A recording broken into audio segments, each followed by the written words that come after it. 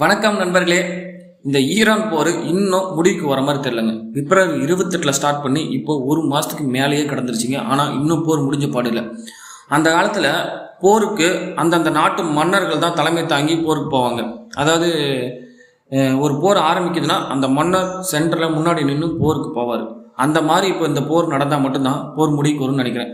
America படை தளபதிக்கு Trump தலைமை தாங்கட்டுமே, முன்னாடி இஸ்ரேலுக்கு நெதன்யாகு முன்னாடி வரட்டுமே, ஈரானுக்கு அவங்களுடைய உச்சபட்ச தலைவர் முஜ்தபா காமினி முன்னாடி போருக்கு வரட்டுமே அப்படின்னு அந்த போர் சீக்கிரம் முடிஞ்சிடும்னு நினைக்கிறேங்க. ஏன் எவ்வளோ பொதுமக்கள் இறந்துட்டு இருக்காங்க, எவ்வளோ இராணுவ வீரர்கள் இறந்துட்டு இருக்காங்க, குழந்தைகள்லாம் கூட ஈரானில் ஏகப்பட்ட பேர் இறந்துட்டு இருக்காங்க. போருக்கு முக்கிய காரணம் என்னென்னு பார்த்தீங்கன்னா ஈரானுடைய வளர்ச்சியை தடுக்கிறாங்களாமா. அது உலக பாதுகாப்புக்கு அச்சுறுத்தலாக இருக்குன்னு சொல்கிறாங்க. இது எப்படி என்ன சொல்கிறது, அவங்க அணு ஆயுதத்தை தயாரிக்கல, நாங்கள் உலகத்துக்கு எந்த ஒரு பாதுகாப்பட்ட சூழ்நிலை நாங்கள் உருவாக்கலை அப்படின்னு சொல்லி அவங்க சொல்கிறாங்க. ஆனால் இது எல்லாத்தையுமே தடுக்கணும்னு சொல்லிட்டு இவங்க 2 பேரும் சேர்ந்து ஈரானை தாக்கிட்டு இருக்காங்க. ஈரான் அதற்கு பதிலடியாக இஸ்ரேல் மீதும் பக்கத்தில் இருக்க வளைகுடா நாடுகள் மீதும் போர் தொடுத்துட்டு இருக்காங்க. இது எங்கே போய் முடியும் தெரியல.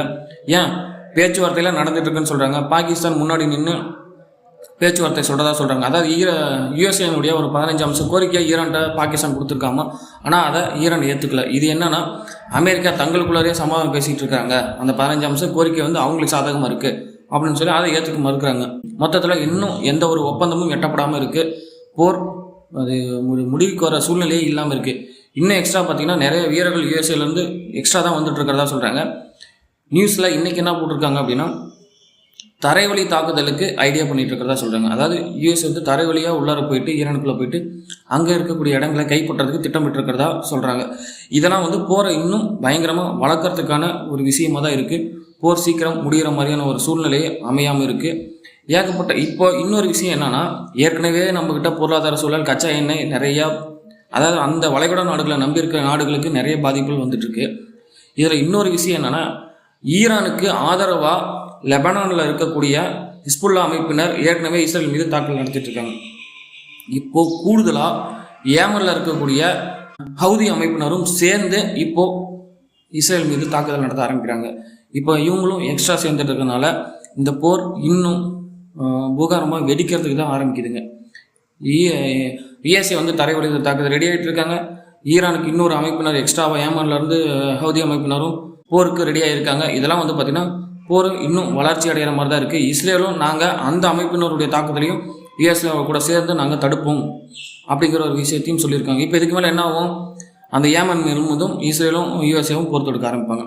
இதெல்லாம் இந்த போர் வளர்ச்சி அடைகிற மாதிரி தான் இருக்குது. ஏகப்பட்ட சேதங்கள், பொருளாதார சேதம். சீக்கிரமாக போர் முடிவுக்கு வரணும். இன்னும் அதாவது இந்த ஏமனில் இருக்கக்கூடிய ஹவுதி அமைப்பினர் என்ன பண்ணிங்கன்னா, இதுக்கு மேலே கப்பல் மீதல் கூட தாக்குதல் நடத்துறதுக்கு ஏற்கனவே ஒரு இதே மாதிரி ஒரு சூழ்நிலை இருக்கும்போது செங்கடலில் போயிட்டு இருக்கக்கூடிய கப்பல்லாம் மீது அந்த ஹவுதி அமைப்பினர் தாக்குதல் நடத்தியிருக்காங்க.